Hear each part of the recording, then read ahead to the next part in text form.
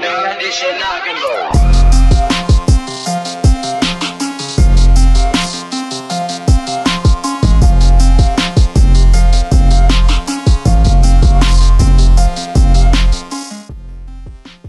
Welcome, everybody, to episode 35 of the CrownHoops Podcast. Tonight, I have with me Ben Okazawa and Stacey Collier. Say what's up, guys. What's up, guys? Happy to be back, as always. Yep, happy to be back. Jordan's out sick tonight. Get better soon, Jordan. We're going to hold things down on the fort for you. Let's just jump right into it. Let's not waste any time. Ben, start us out with our first debate tonight.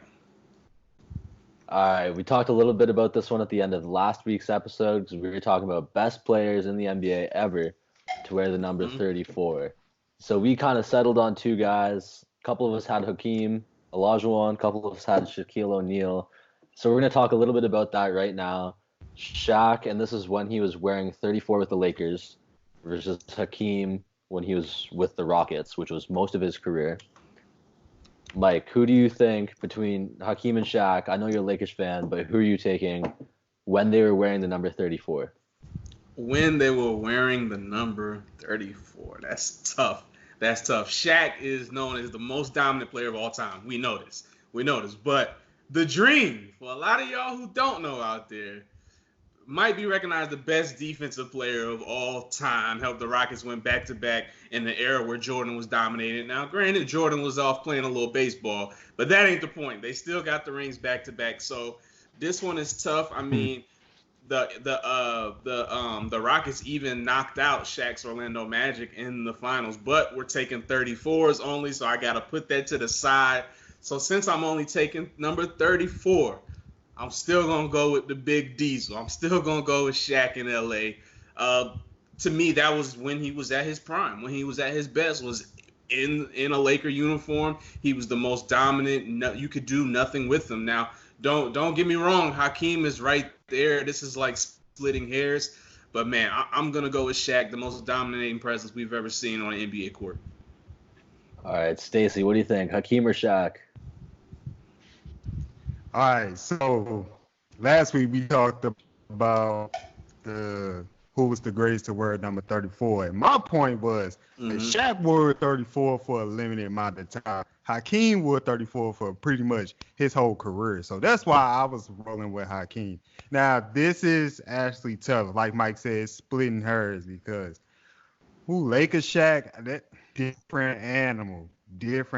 But Hakeem, he shut Shaq. Well, he didn't shut down. He upstaged Shaq in the finals and all that stuff. But as far as the greatest to wear 34, I'm going to give that slight edge to Hakeem. He held up long with 34. And his prime free throws, he was shooting 70%, above 70%. Shaq ain't even touched 60. Bucket getter. Hakeem was leading. Hakeem was leading in blocks the whole time, just a dominant defensive presence, and we all know Hakeem for his fancy footwork. So, I'm gonna roll with Hakeem, but just not that much. Man, it's tough. It really is tough. Like both of you guys said. I mean, if you look at the stats during their time wearing 34, pretty much identical. Hakeem definitely wore it for just over twice the amount of time that Shaq wore it.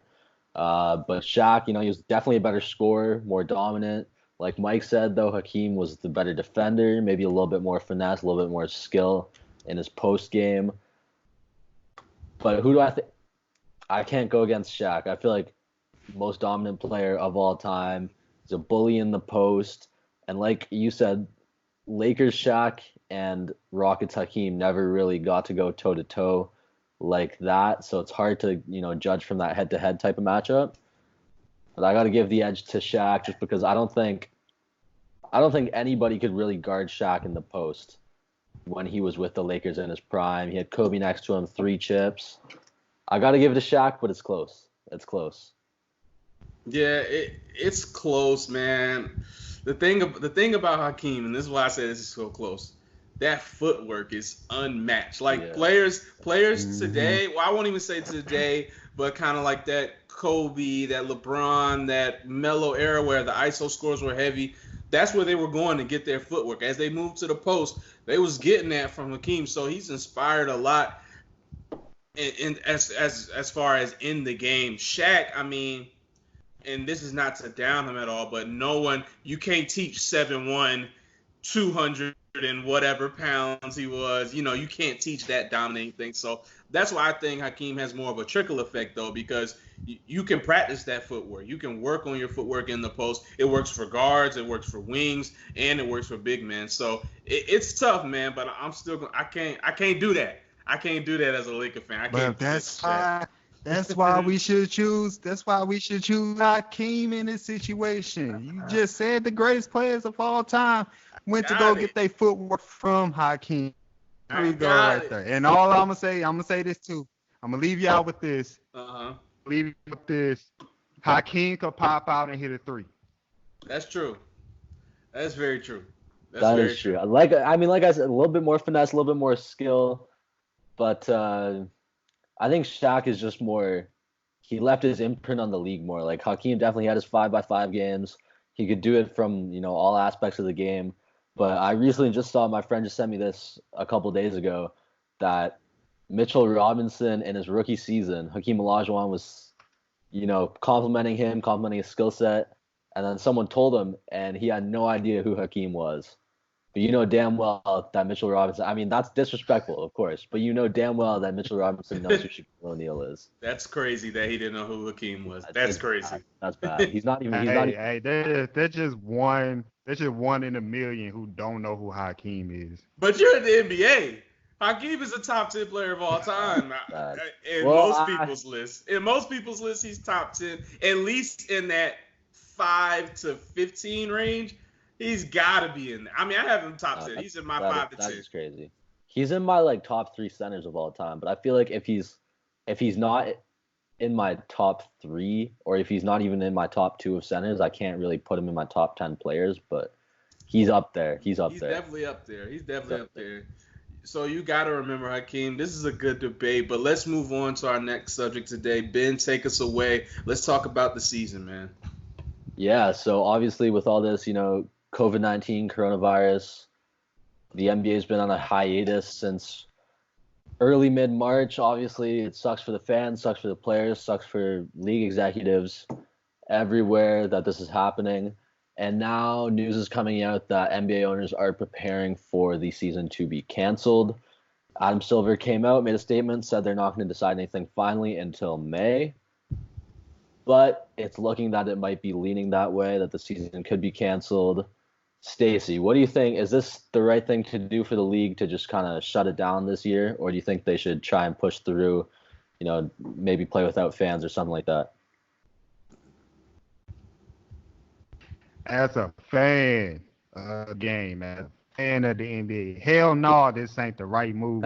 We got to have the NBA back at some form of fashion. We got to finish the season. We got to finish what's been started. It was going to be a great playoffs. Now, from a business standpoint, I understand why they want to cancel the season, because if they start the season late, August, September, then everything will have to be pushed back. Free agency, the draft, and stuff like that. Everything will have to be rescheduled, and that's going to be too much. And then number 2, all the players, most of the players, star players and all, they're going to be very rusty when they come back. Like, I was reading something about Giannis haven't even picked up a basketball ever since the league suspended play. So you don't want to put a bad product out there, because we all know the NBA is all about making money. It's all about the business, top dollar, whatever. So you don't want to put a bad product out there and have a bunch of players who's going to spend the rest of the way being very rusty. So, I mean, I understand it, but at the same time, I want to see basketball again. I want to see the playoffs. I want to see the finals and all that. So I'm torn. That's where I'm at right now. Yeah, no, I agree. I mean, As a fan, I definitely want to see them push on no matter what, because it would have been a crazy postseason. It would have been a really fun postseason to watch. But from a business and health perspective, it would have been really complicated to get everything done. Whether you're playing without fans, or they're talking about having the postseason play out in Vegas, something like that. But I want to ask you, Stacey, if they do shut the season down, what do you think would be the logical next step as far as like player awards, like MVP and stuff like that, championship, stuff like that? How do you think they should handle that? I think handing out the awards would be easier because we got a huge sample size, and we already know who the candidates are. So I think that they can still hand out awards and even have a little isolated award show and all that. As far as like handing out championships, I don't want them to hand out a championship because it's not fair because nothing played out. I think before the season got canceled, then the Bucks have the best record in the NBA, so they will be the champions. But we don't want champions to be crowned that way. And personally, I think the Bucks they wouldn't want an NBA championship in that fashion. They would want to play for it. They would want to have to get past the Clippers or the Lakers or whoever. So I think the awards can be done, but as far as like handing out a title, nah, just don't even touch that. Yeah, no, I definitely agree. Mike, what about you? Is this the right thing to do for them to shut it down? All right, so I'm gonna be a fan for 20 seconds. No, we don't need to shut this down. My Lakers just came off back-to-back wins against the Clippers and the Bucks. I don't care if we lost to the next game. I expected that. They do not need to cancel the season. They need to get it started yesterday. All right? I don't want to hear nothing canceling. I don't care if you got to do it in Vegas. I don't care if you got to do it in Dubai. I just want it done. I need it. The Lakers, look, it's been so long. It's been so long since the Lakers have been this good, been back as the number one seed, been in position to win a championship. And even though we did lose to the Clippers 2 times this year, the way it was trajectorying towards the end, you just wanted to see what would happen in a playoff series. So the fan in me is like, get this started. But now the realization of the situation is too much time has passed. Like you guys said, this is going to push back free agency. How do you make it work for next season? Do we go straight into the playoffs? If you go straight to the playoffs, I've heard a lot of people talk about what about injuries? Going 100 miles per hour during the regular season, then having this hiatus where you're doing nothing, no gyms are open, then coming back and trying to rev it up for playoff intensity. It just doesn't work that. NBA players need that momentum. They need that consistency. They need that chemistry. Teams that are still working on their chemistry, like the Clippers, who have a lot of new pieces that they're still trying to figure out, they need some games before that. So we would have to have some sort of period where we have some regular season games, but then that adds more time. So then the conversation becomes, okay, how many more regular season games? And is that enough? So it's just so many things you're going to have to figure out at this point of what you're going to do with the season. I mean, if it started today, maybe, but everything getting pushed back because of it, then you got to start thinking about, okay, how do we start next season? Do we start it on time? Do we push it back? Now that shortens that season. How do you get back on track? And it seems like the only logical answer is to cancel the season and just go through the off season like regular and this just be a canceled season. Now, I don't want that. I'm sure the players don't want that. But also my other point was I'm really down with whatever the players want to do. And I think it starts with the NBA's Players Association. Whatever the players want to do, if they say, hey, we just need 2 weeks and let's get ready for the playoffs, then I'm down with that. If they say, hey, let's just start with the playoffs, I'm down with that too. But I really think it just comes down to those players and also just safety. With COVID-19 out here, people are dying from this. Some people are blowing off, but, some people are actually dying from this. So you don't want to put players in a position to get sick or fans in a position to get sick. So I understand all the business side and the medical side of it. So it's tough for me as a fan. I want to see my Lakers go to the playoffs. I want to see the playoffs. I want to see us play the Clippers. I want to see the Bucks and the Sixers. I want to see things like that. But ultimately, at the end of the day, you just got to think smart about this. And I think most likely it's going to be canceled. Yeah, I mean, I agree. From like a health perspective, it's hard to kind of justify bringing the season back. But Trae Young even said on IG Live or something, he said the Lakers were going to win the chip this year. He know. And man, I got to feel for Lakers fans because this is like you said, it's been a long time coming, and you guys had a real chance. And we will never get to see it again. Not the same way that it was this year. Lakers versus Clippers, I was really looking forward to watching And that. another thing I forgot is when you think about some of these teams, like the Lakers are a great team. LeBron's 35. Yes, he's looked great this year. He's looked amazing. But some of these older players who are trying to get a ring, this is just another year cut off their NBA career. So they got to recharge again and go back into another season. LeBron got hurt last year for the first time in his career. This year, he's healthy all the way through. Anthony Davis is playing through injuries, hasn't had any serious ones. That's not always the case. That doesn't always happen. So to see it all come to an end when a team like this is healthy, and not just the Lakers, other teams too, it just sucks. Like, it might work for a team like the Clippers where Paul George is hurt, Kawhi needs rest, but for other teams with older superstars, it's just, or even if you're not a playoff team, just for older superstars, like think about Vince Carter, whose season just got cut short because of this. You know, those are just things you got to think about. So it just sucks for them. Yeah, it's a tough way to end your career for sure. But Stacey, I'm going to ask you this: the NBA was talking about having a little horse tournament, televising it with players. Do you think that's going to happen? And if so, who would be the players that you want to see in that tournament? Do I think it's going to happen? If they can find a way, make it happen. I want to see some basketball going on. Something. Horse, do something, please. If they can make it happen, make it happen. Now, the players that I want to see in this, I want to see several players. A few come off the top. Speaking of Trae Young, I want to see Trae Young in there. I want to see him do that unlimited range. Matter of fact, if he can go up against Steph Curry in the horse, take a little tournament and go up against Steph Curry, that's something I want to see. I want to see Ben Simmons. I want to see Ben Simmons in the horse. Just to see if he can get a long shot. If he can do that, I think it'd be fun to see. Done. All of that. That's all I don't think gonna do all trick layups. I want to see Ben Simmons. Giannis for sure. I think Giannis will make his part very entertaining. So those are the 4 players that come off rip for me that I want to see in the horse. Yeah, Mike, what about you? He literally took 2 names right out of my head. So the Trae Young and Steph Curry, that's the ultimate horse game right there. I would love to see that.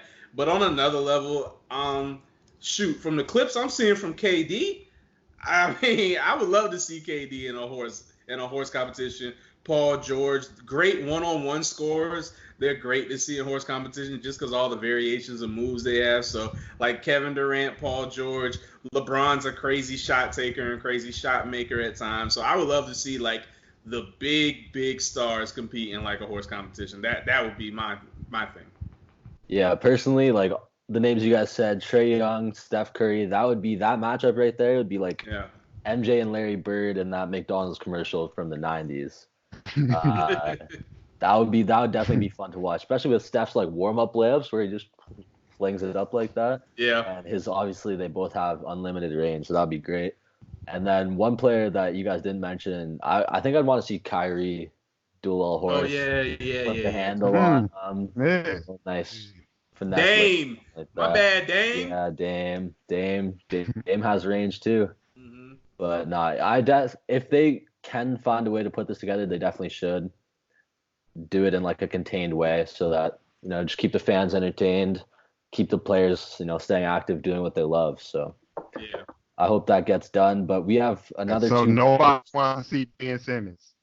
Nope. No. If it was a skills challenge or a dunk contest, maybe.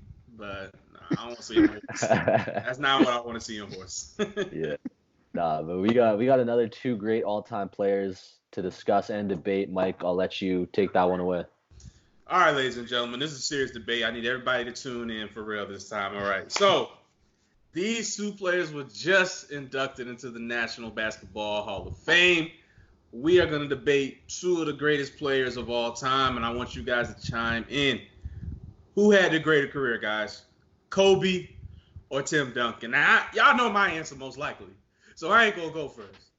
Ben, start us out. Who had the better career, Kobe Bryant or Tim Duncan?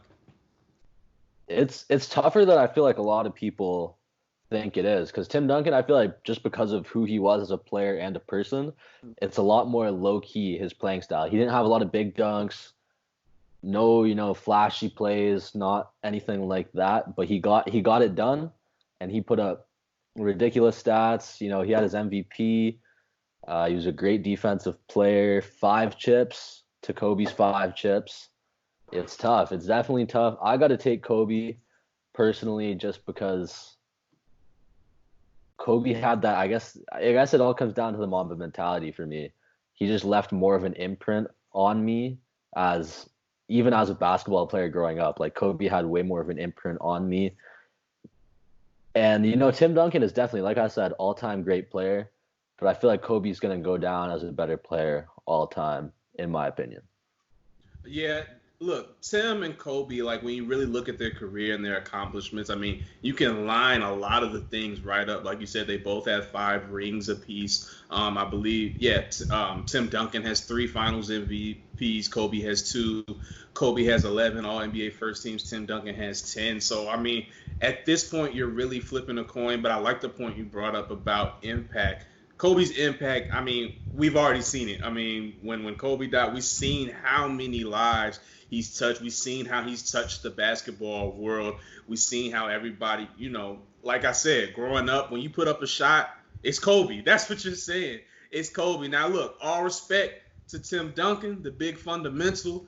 He's had a great career, too, and I'm sure somebody could make a great case for him. But I don't know, man. Stacey, what you think? I hope they using this debate to put respect on Tim Duncan's name and not, try to make fun of him, because he do deserve our respect. Like you said, that's the big fundamental. He just got it done, consistent, model consistency, very mild-mannered and everything. Made the Spurs, watchable, made him relevant and all that, and kept him afloat for the whole time that he was there. Even when he started off with playing alongside David Robinson, he was an impactful player. But for me, this ain't no debate. Kobe is one of the greatest players of all time. He's definitely in the top 10. I really don't have Tim Duncan in my top 10 greatest players of all time, but I got Kobe in mind. And like you guys brought up, the impact Kobe made just far too great in the debate. So I'm taking Kobe easy. Now, here's what I will say, Stacey. I'm gonna show Timmy some love real quick. I'm gonna get off. I'm gonna show Timmy some love, because remember, the Spurs had David Robinson 4 years, and everybody thought he was never gonna get a chip. Soon as Tim Duncan come from Wake Forest, they get a chip. So I mean, Tim's impact, I don't want to minimize it, because I'm saying Kobe, I believe Kobe had a better career. Tim's impact for the Spurs organization, what he was able to do for that team defensively, offensively at times, keeping that team together, it can't go understated. I mean, he was one of the best defensive players of all time, best power forward of all time. Can we say that? Can we agree on that? Or you guys got anybody else above Tim Duncan, best power forward of all time? I mean, resume-wise, he might be. Got that. He might be. I think he is. I'm pretty sure he is. I'm going to go with Tim Duncan's best power for all time. So when I say Kobe had a better career, understand it's like this. Like, it's right on top of each other.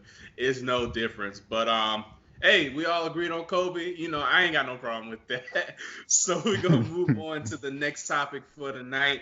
This is an interesting one. I like this one. The greatest player ever to wear the number 0 in the NBA. One name automatically comes to mind, but I want to hear you guys' thoughts. Stacey, I'll start with you. Who do you think is the best NBA player to wear the number 0? I'm going to have to go with Westbrook. I'm going to have to go with him. Greatest player ever, wear number 0. First of all, He been number 0 for 12 seasons, I believe. He been 0 for a long time, 12 years, and triple doubles back to back, MVPs, number 0. Yeah, just his career just speaks volumes, and one day he is going to get his credit. He is going to get his due because a lot of people like to drive on Russell Westbrook, but I think he is the greatest player, like far from everybody else. Although I will say that we do have to respect Gilbert Arenas because he the one that made Zero popular. Right. So put some respect on his name. But at the same time, I'm going with Russ. That's a good pick. I can't really argue that too much. I mean, I was never the biggest Russ fan of him at OKC, but you cannot minimize what he's done, averaging triple doubles, putting that team on his back, not leaving until they wanted to trade him, staying with them. And the way he was playing with the Rockets this year, I mean, I loved it. I thought it was great. I thought he was finally on a team that fit what he does best. He stopped shooting threes. He was attacking the basket, getting shooters involved, and the Rockets were still a formidable team this year. So I can't knock that. Russell Westbrook's going to go down as maybe a top 30 player, top 20 player of all time, just off stats alone without a ring so far. So I can't knock it. What about you, Ben? Yeah, I mean, it's kind of tough. I feel like there's only really 2, maybe 3 names that should be considered here. Kevin Love wore 0 in Cleveland, but not in Minnesota. And he's won a ring, but he hasn't had an incredible career in Cleveland deserving of me, putting him in this conversation alongside Russell Westbrook and Gilbert Arenas. I mean, like Stacey said, Arenas, I feel like can get obscured in the drama who he was as a player. Because when I was growing up, the first I heard about Gilbert Arenas was less of the playing and more about having guns in his locker. Exactly, off-court stuff, right? Yeah, but he was definitely a great player. Looking at his stats, he had a couple near 30-point seasons, 3 All-Stars under his belt, arguably should have had more. One of the better scoring point guards of all time. Agent Zero, he literally, like they said, made the number 0 popular.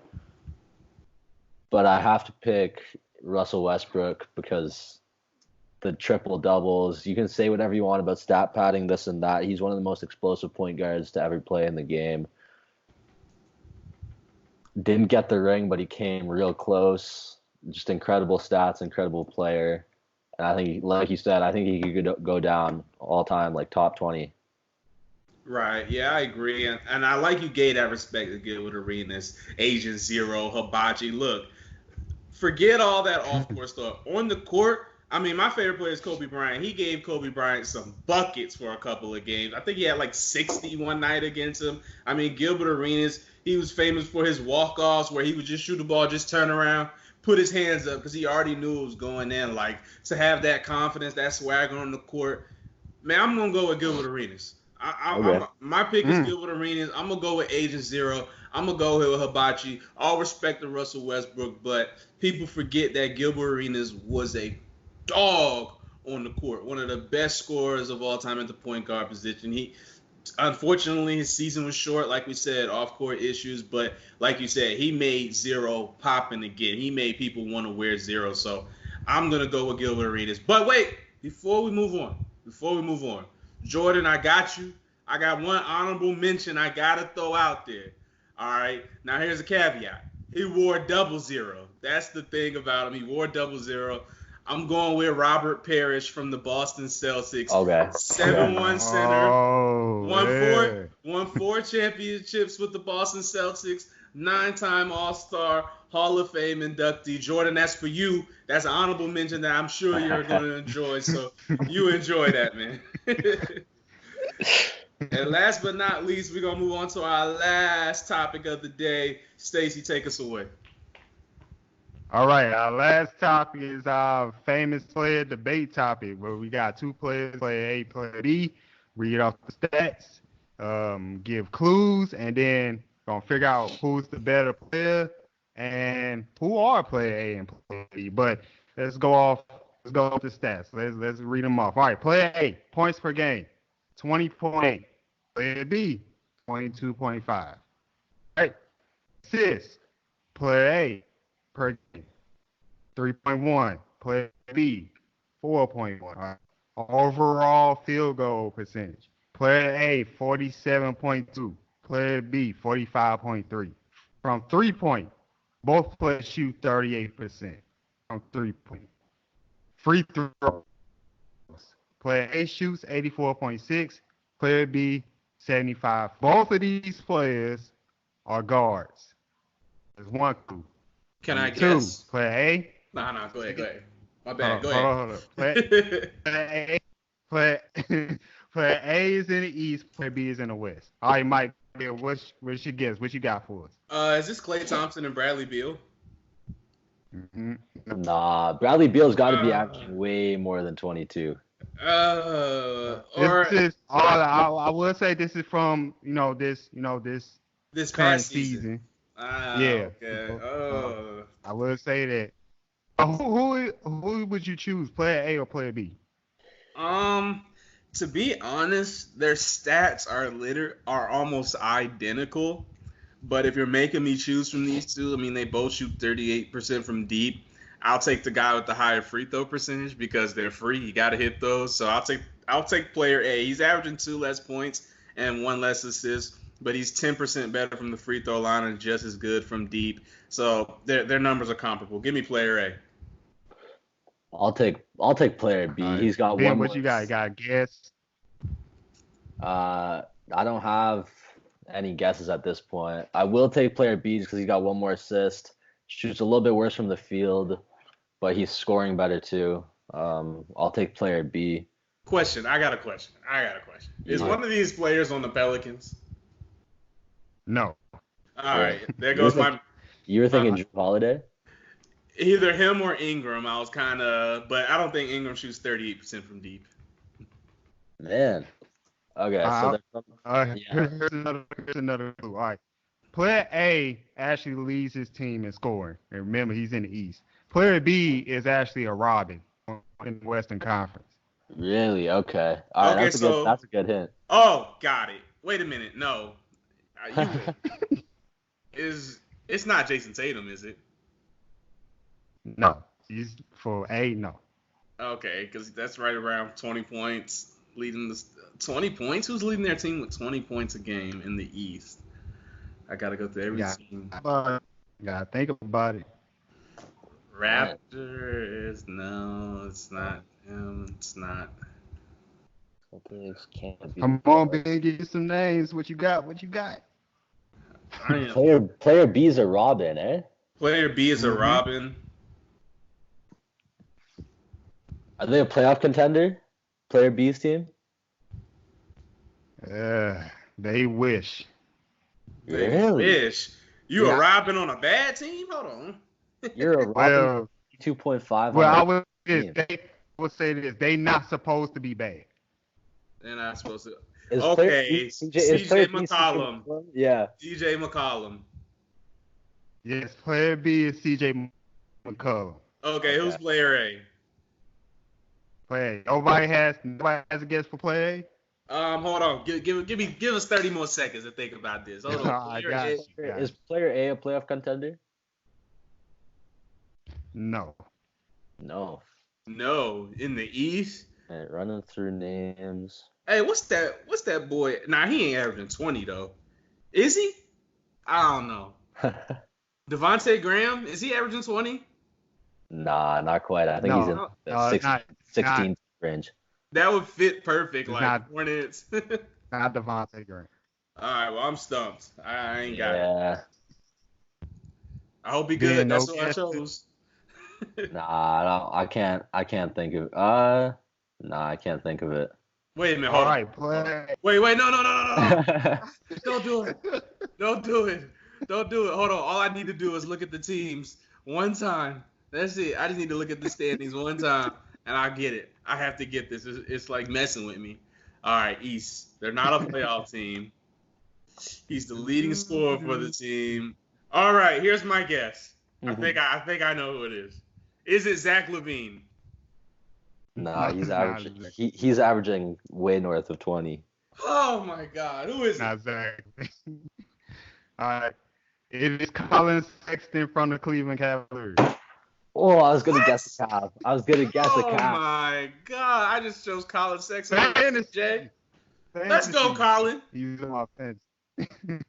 Hey, Colin Colin, Sexton. low-key, Colin could be on the ballot for most improved this year. I'm just saying. He Yeah, came a that's long way from last year. a big jump. Yeah, for sure. 20 points? He's really averaging 20? I know that's Hey, crazy. he's averaging 20. Wow. That's crazy. That's good, though. That's great. 38% from 3 too. That's the one that's jumping out at me. That's Yeah. what threw me off. 38% from Yeah, he's a good shooter. He just can't, be a point guard. He's not a pure he's point scoring. guard. But He's a Yeah. scoring guard. Yeah. He's a good defensive player too, right? Or am I Yeah. tripping? I thought he's decent. I mean, all right, he gives the effort for sure. here's a bonus question. Okay. Like, so we know player B is CJ McCollum, Okay. and he's the Robin on the Blazers. If CJ McCollum was on Cavaliers, will he be averaging more points and assists? Yes. Yeah. Easily. CJ McCollum will be around North of 27 points a 25. game. Yeah. 27 points a game. CJ is sharing the rock with Dame and Melo. and Melo and averaging 22.5. So I'm sure if he was with the Cavs, he would be the best player on the team, have the rock in his hands all the time. And they have Andre Drummond. His assists will definitely go up. Yeah. Yeah. Well, that was the mystery player debate. Thanks for playing, guys. Better luck next time. Then. I mean, we got CJ. That's better than. Yeah, well, at least than we last got year. CJ. Yeah. But that Colin Sexton one, that was a good one. Because Yeah, that threw me off. I didn't think he averaged 20. But that ends our mystery player debate. Thanks, Stacey. That was a good one. I loved it. And that's also the end of episode 35 of the Crown Hoops Podcast. Hey, guys, thanks for joining us. Once again, I'm Michael White with Ben Okazawa and Stacey Collier, and we'll see you guys next time.